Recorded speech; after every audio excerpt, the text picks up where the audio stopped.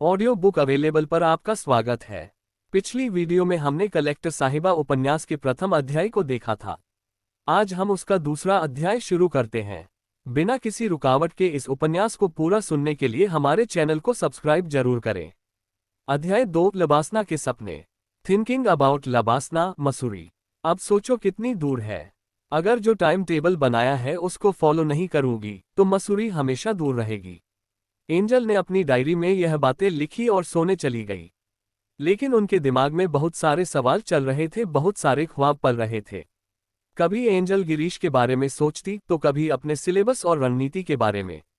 सुबह 4 बजे तक करवट बदलती रही, लेकिन आंखों में नींद कम। ख्वाब ज्यादा वाली क्रिटिकल सिचुएशन की वजह से वह सो नहीं पाए। सुबह ठंड बढ़ने के साथ उसकी आंख लग गई। भोर में जब आंख खुली तो एंजल ने सबसे पहले अपना फोन चेक किया। एल पर उसे कोई मैसेज का नोटिफिकेशन नहीं दिखा। 2 दिन तक न मैंने मैसेज किया, न दूसरी तरफ से मैसेज या कॉल आया। मैं अपने गांव में दोस्तों के साथ क्रिकेट खेलने में मशगूल था। अचानक व्हाट्सएप पर एक मैसेज दिखाई दिया। मैंने एनसीईआरटी पढ़ना शुरू किया है, लेकिन इसमें बहुत सारे फैक्ट हैं, कैसे याद रखूं, कैसे नोट्स बनाऊं। मैंने वहां से दूर हटकर मैसेज का रिप्लाई करने के बजाय फोन किया और हाय हेलो करने के पश्चात कहा, एक बार उपन्यास की भांति पढ़ लीजिए और फिर महत्वपूर्ण चीजों को अंडरलाइन कीजिए। आप दिन भर में पढ़ी हुई चीजों का कम से कम 3 बार रिवीजन कीजिए। यही याद रखने का और पढ़ने का वैज्ञानिक तरीका है। आज स्मार्टनेस का जमाना है, केवल कड़ी मेहनत सफलता की गारंटी नहीं हो सकती, लेकिन स्मार्टनेस के साथ कड़ी मेहनत जरूर आपको सफलता की गारंटी दे सकती है। सिविल सेवा के लिए कोल्हू के बैल की तरह 18 घंटा जुटे रहने की कोई जरूरत नहीं होती। अगर आप एक दिन में 4 पेज भी समझकर याद करते हो तो एक साल में 365 गुना 4 यानी 1460 पेज याद हो जाएंगे। 2 साल में पूरी किताबें तथा मैगजीन तैयार। बस फिर सिलेक्शन का इंतजार करो। और अंत में, कम पढ़ो, ज्यादा सोचो। जो भी पढ़ो ठोस पढ़ो, पढ़ने का स्मार्ट तरीका अपनाओ। जो भी पढ़ो उसे एक दिन में 3 बार दोहराओ और इस तरह आईएएस बनने के योग्य हो जाओ। मेरे अंदर ज्ञान की कोपलें फूट रही थीं। वैसे मेरी एक फ्रेंड कहती है कि सिर्फ यूट्यूब से तैयार हो सकता है। न्यूज़पेपर पढ़े बगैर करंट अफेयर। कौन है ये लोग और कहां से आते हैं? मैंने सवाल के अंदाज में कहा। अच्छा बताया, ये तरीका फॉलो करूंगी। एंजल ने हंसते हुए कहा, वैसे आपने कोचिंग कहां से ली थी और कोचिंग लेने का कोई फायदा हुआ? मैंने पूछा। मैंने बाजीराव एवं रवि से कोचिंग ली थी। मुझे तो कोई फायदा हुआ नहीं लगता यार। मुझे तो लगता है 1.5 साल बर्बाद हो गए, काश कोचिंग नहीं लेती। सर कहने वाली एंजल ने आज पहली दफा यार शब्द का इस्तेमाल कर लिया था। मतलब वह दोस्ती बढ़ाने की इच्छुक थी। हालांकि कुछ माह बाद मुझे पता चला कि उनके बोलने के अंदाज में कई बार यार निकल ही आता है। यूपीएससी की कोचिंग लेना शादी के लड्डू खाने जैसा है, खाए तो पछताए, ना खाए तो भी पछताए। आपने कोचिंग करके देख ली और कोचिंग का पढ़ाया कितना प्रीलिम्स और मेंस में आता है ये भी देख लिया होगा। जब तक सेल्फ स्टडी नहीं तब तक यूपीएससी के किले को भेदना नामुमकिन है। वैसे शादी का लड्डू खाने का विचार तो है ना? मैंने गंभीर होते डिस्कशन को हल्का करने के लिए कहा। कोचिंग का खराब अनुभव देखते हुए सोच रही हूँ शादी न करूं, ताकि शादी का लड्डू खाने के बाद पछतावा न हो, जिस तरह से कोचिंग करने के बाद हो रहा है पछतावा। ऐसा ख्याल क्यों आ रहा है तुम्हें? अच्छा छोड़ो, आपके अनुसार यूपीएससी की तैयारी के लिए जरूरी चीज क्या है? यूपीएससी के सपने से प्यार होना चाहिए, फिर तैयारी तो हो ही जाती है। जैसे किसी लड़के को किसी लड़की से प्यार हो जाए तो वह मुश्किल नहीं देखेगा, हर मुश्किल से लड़ेगा जब तक प्यार को हासिल न कर ले। ठीक वैसे ही यदि यूपीएससी के सपने से आपको प्यार है तो इस कठिन दुर्गम किले को फतह किया जा सकता है। जीत तब आती है जब आप सोचते हैं मैं जो चाहता हूं वो पाकर रहूंगा। जब आप ठान लेते हैं कि मैं बन के दिखाऊंगा, तो अब आप टाइम पास व बहानेबाजी के लिए 1 मिनट के लिए भी काम नहीं करते। अब तो मस्तिष्क इस बात पर काम करना शुरू कर देता है कि सपनों को कैसे हकीकत में बदला जाए। अब आप कई गुना बेहतर अनुशासित रहने लग जाते हैं। समय के हर पल में कुछ नया सीखने की कोशिश में लग जाते हैं। जब आप मैं आईएएस बनकर दिखाऊंगी की भावना से पढ़ने लग जाएं, तो पढ़ते पढ़ते कब सूर्योदय से सूर्यास्त हो जाता है पता तक नहीं चलता। लगनशीलता इतनी ज्यादा हो जाती है कि स्वादिष्ट खाने से कई गुना स्वाद देश विदेश में घटित होने वाली अच्छी घटनाओं में आने लग जाता है। अब किताबों के पन्ने महबूबा की आंखों की तरह अति सुंदर लगने लग जाते हैं। फिर क्या, मसूरी की टिकट कंफर्म हो जाती है। सभी टॉपर कहते हैं कि यूपीएससी के लिए गुणवत्तायुक्त पढ़ाई जरूरी है। गुणवत्तायुक्त पढ़ाई कैसे करें? इसके लिए तो मैं बस यही कहूंगा कि पढ़ाई को काम नहीं आदत समझो। जो भी पढ़ो अच्छी तरह समझकर पढ़ो और उसका एक दिन में कम से कम 2 बार रिवीजन करो। गुणवत्ता कभी अचानक नहीं आएगी, उसके लिए अपनी बुद्धि का विवेकपूर्ण इस्तेमाल करना होगा, अपने आप को अनुशासित रखना पड़ेगा तथा अपनी मेधा का बुद्धिमत्तापूर्ण इस्तेमाल करना सीखना होगा। सबसे जरूरी बात यही है कि आप अपने लक्ष्य के प्रति जितना कमिटमेंट दिखाओगे, उतनी तेजी से आप पढ़ाई की गुणवत्ता सुधारने की कोशिश करोगे। आप हर सप्ताह 15 मिनट ये सोचने में जरूर लगाएं कि क्या मैं क्वालिटी वाली स्टडी कर रही हूं, अगर नहीं तो क्या तथा किस तरह से अपनी पढ़ाई में बदलाव लाने की जरूरत है। इस बात को गंभीरता से लीजिएगा। अंधाधुंध और अवैज्ञानिक तरीके से 15-15 घंटे की पढ़ाई में हजारों सिविल सेवा अभ्यर्थी 3-3, 4-4 साल तक सिविल सेवा प्रीलिम्स तक नहीं निकाल पाते, लेकिन कुछ एक छात्र ऐसे भी होते हैं कि वो गुणवत्तायुक्त तथा वैज्ञानिक तरीके से 5-6 घंटे की पढ़ाई करके भी सिविल सेवा परीक्षा में टॉप कर जाते हैं। यूपीएससी में सफल होने वाले छात्र असफल छात्रों से क्या अलग करते हैं? क्योंकि मैं असफल छात्रों में शामिल नहीं होना चाहती। सवाल करने के अंदाज में यूपीएससी के प्रति उनका समर्पण भाव साफ झलक रहा था। सफल छात्र एग्जाम में असफल नहीं होना चाहते, इसलिए बंद कमरों में दर्जनों बार असफल होते हैं।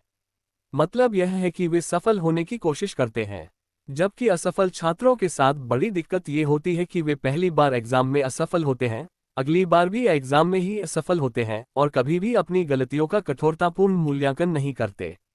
सफल छात्र अपने स्टडी रूम, कोचिंग क्लासरूम में ही बहुत अधिक गलतियां करते हैं। हर गलती से सीखते चले जाते हैं। वो अपने सबसे अच्छे गुरु होते हैं। वो अपने स्टडी रूम में ही सैकड़ों घंटे प्रैक्टिस करते हैं, इसलिए एग्जाम हॉल में सबसे बढ़िया परफॉर्मेंस दे देते हैं और इसलिए इन लोगों के सामने मंजिल बाहें फैलाए खड़ी रहती हैं। अच्छा चलो बाद में बात करते हैं, अभी जिम जाने का टाइम हो रहा है। ओके। वर्तमान समय में अधिकांश लोग भविष्य को लेकर के बहुत चिंतित नजर आते हैं। हमारा भविष्य किस तरह का होगा? हम भविष्य में क्या कर रहे होंगे? इन प्रश्नों के जवाब तलाशते तलाशते हम अपना आज का वक्त गुजार देते हैं। इसका मतलब यह है कि हम अपने वर्तमान को भी एक ऐसे विषय की व्यर्थ चिंता में गुजार देते हैं जो भविष्य के गर्भ में है। भविष्य के प्रति जागरूक रहना अलग बात है और चिंतित होना बिल्कुल अलग। भविष्य के प्रति जागरूक न होने से भविष्य खराब हो जाता है, परंतु भविष्य के बारे में ज्यादा चिंतित होना भी मूर्खता है, क्योंकि इससे वर्तमान खराब हो जाता है। अतीत जो अब जा चुका है और भविष्य जो अभी आया नहीं है, इन दोनों के बीच जो छोटा सा वक्त है वर्तमान का, वही अस्तित्ववान है। बीता हुआ कल आज की स्मृति है और आने वाला कल आज का स्वप्न। हाँ, एक बात और, अतीत और भविष्य को अस्वीकार न करें। साथ ही यह भी कि सिर्फ अतीत और भविष्य के साथ ही न जिएं। कोशिश करें कि अतीत से सीखा जाए, वर्तमान का आनंद लिया जाए और भविष्य की योजना बनाई जाए। लोग वर्तमान को बचाने की कोशिश करते हैं, वह भविष्य को खो देते हैं, और जो कष्ट सहकर वर्तमान की कीमत चुकाते हैं वह भविष्य को खरीद लेते हैं। दरअसल भविष्य न किसी की भेंट है न कृपा, वह मनुष्य के वर्तमान में किए जाने वाले पुरुषार्थ का अधिकार है। हमारे भारतवर्ष में एक कहावत बहुत प्रसिद्ध है कि आज जैसा बोओगे वैसा भविष्य में काटोगे, अर्थात जैसा वर्तमान आप बनाते हैं उसी के अनुरूप आपका भविष्य स्वतः निर्मित हो जाता है। यदि आप वर्तमान को अपने परिश्रम से सींचते हैं तो भविष्य अपने आप ही सुनहरा और शानदार हो जाता है। ठीक इसके उलट पुरुषार्थ न करने वाले आलसी व्यक्ति का न तो कोई भविष्य होता है न ही वर्तमान। हम भविष्य को भविष्य के लिए स्थगित नहीं कर सकते, वह सदैव वर्तमान के द्वारा ही बनाया जा सकता है। भविष्य वर्तमान का प्रतिफल है, पर यह हमारे वश में नहीं है। ऐसे में अनजाने भविष्य के लिए वर्तमान क्यों बिगाड़ें? जो गुजर गया वह भी हमारे वश में नहीं है, उसे हम मिटा नहीं सकते। हाँ, उससे कुछ सीख जरूर सकते हैं। वर्तमान हमें अंधा बनाए रहता है, अतीत बीच बीच में हमारी आंखें खोलता रहता है। अतीत में कभी कोई त्रासद घटना हुई भी हो तो भी परिपक्वता इसी में है कि हमें अतीत की दुखद यादों को छोड़ वर्तमान का सदुपयोग करना सीखना चाहिए और वर्तमान में आनंदमय तरीके से जीने का सतत अभ्यास करना चाहिए। जो वर्तमान समय को साध लेता है वह अगला पिछला सभी कुछ साध लेता है। मैंने यह आर्टिकल चलती ट्रेन में लिखा और दैनिक जागरण के संपादकीय पेज में छपने के लिए भेज दिया। अब रात्रि में सोने जाने से पहले अपनी डायरी में एंजल ने लिखा, जीवन में स्पष्ट लक्ष्य होना चाहिए। मनुष्य को जीवन में सार्थक चीजें प्राप्त करने के लिए लक्ष्य बनाना अत्यंत जरूरी है। सकारात्मक सोच के साथ लक्ष्य का निर्धारण हमारे अस्तित्व को सही मायनों में अर्थ देता है। जब हमारे पास स्पष्ट लक्ष्य होता है तो हम जो कार्य करते हैं उससे आनंद का एहसास करते हैं। अगर हम पूरे जीवन के लिए लक्ष्य निर्धारित करते हैं तो हमारा पूरा जीवन ही अनुशासित हो जाता है। इसलिए हर मनुष्य का जीवन उद्देश्यपूर्ण या लक्ष्य से पूर्ण होना चाहिए। जब हम अपने जीवन में लक्ष्य बना लेते हैं तो वह हमें हरदम सचेत करता है, हमारी रुचि बनाए रखता है और सुबह बिस्तर से बाहर निकलने का कारण उपलब्ध कराता है। जब हम ऐसे लक्ष्य से प्रेरित होते हैं जिसका गहरा अर्थ हो, ऐसे सपनों से प्रेरित होते हैं जिनके पूर्ण होने की चाहत हो और ऐसे प्रेम से प्रेरित होते हैं जिसको व्यक्त करने की जरूरत हो, तो हम वाकई में जिंदगी जीते हैं। लक्ष्य के निर्धारण से फायदा ये होता है कि हमें मेहनत करने के लिए एक सही दिशा ज्ञात होती है और बीच में बाधाएं आने पर हम विचलित नहीं होते, बल्कि उनसे संघर्ष करने के लिए कृतसंकल्प बने रहते हैं। बाधा ऐसी डरावनी चीज है जो लक्ष्य से आंख हटते ही आपको दिखती है। अतः कोशिश यही होनी चाहिए कि आंखें लक्ष्य पर निरंतर लगी रहें। लक्ष्य तय करके आप उस पर अपनी दृष्टि निरंतर बनाए रखें जब तक उस लक्ष्य का सफल भेदन न हो जाए। अमेरिका के पूर्व राष्ट्रपति फ्रैंकलिन पीएस अपने वकालत के पेशे में शुरुआत में असफल हो गए, लेकिन उन्होंने ये लक्ष्य बना लिया था कि 999 बार असफल होने पर भी वह वकालत ही करेंगे। बाद में वह अपने दृढ़ संकल्प के चलते न केवल एक सफल वकील बने बल्कि आगे चलकर अमेरिका के राष्ट्रपति भी हुए।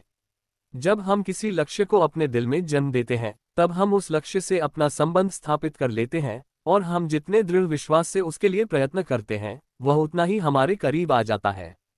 लक्ष्य को जब इतनी गहराई से चाहा जाता है कि व्यक्ति उसके लिए अपना सब कुछ दांव पर लगाने के लिए तैयार होता है तो उसका जीतना सुनिश्चित होता है। इसी के साथ दूसरा अध्याय समाप्त होता है। और अधिक ऑडियो बुक सुनने के लिए हमारे टेलीग्राम पर जुड़े। टेलीग्राम चैनल का लिंक बायो में दिया गया है। इसी के साथ अलविदा, मिलते हैं कल नए अध्याय के साथ।